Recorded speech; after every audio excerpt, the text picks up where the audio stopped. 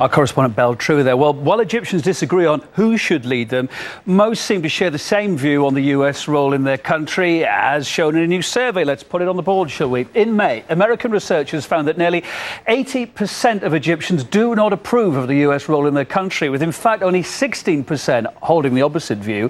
Now, when asked about President Obama's foreign policy, almost two-thirds gave negative answers. Seems Egyptian perceptions of Obama have steadily worsened since he took office back in 2009. The majority of respondents also disapprove of America's military and financial aid to Egypt. They see it as an addiction that harms the country.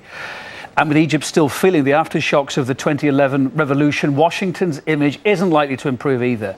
Here's RT's Paula Sleer. Their message is clear. They want the army out and Morsi in. But there's another message in between the patriotic chants: anger against the West for its silence and implicit support for a military coup. I have just a message for Mr. Obama. I want to tell him, go away from Egypt. The Egyptian street is littered with anti-Obama posters, and each day more new ones appear. We set out to find out who's making them and found this. This is one of the oldest print shops in Cairo. In the last 2 years, its printing presses have ground to a halt. We found the same in this shop and this one. Instead of making a killing, they're on the verge of bankruptcy. Things have not been going so well since the revolution. Things were better before. We've been so slow for the past 3 years. In that time, I only had 10 clients asking for posters. So who is responsible for the anti-America posters? Our search reached a dead end. But buyers are plentiful and hatred against America is growing. Each year, Washington gives Cairo $1.3 billion in military aid. If America calls this a coup, it will be forced to stop.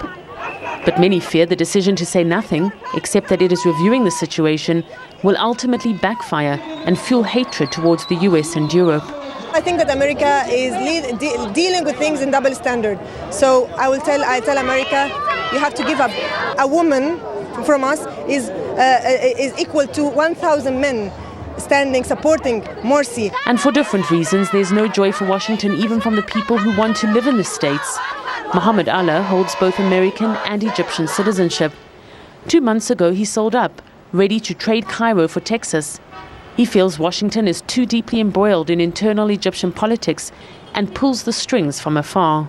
I have no problem with the American people. I have problems with the American politics, which try to interfere in the way we want to live, and that's not right.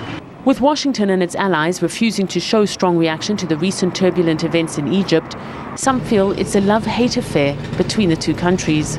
We are all influenced by American culture. We all have American friends on the personal relations. We have an American university. Fine.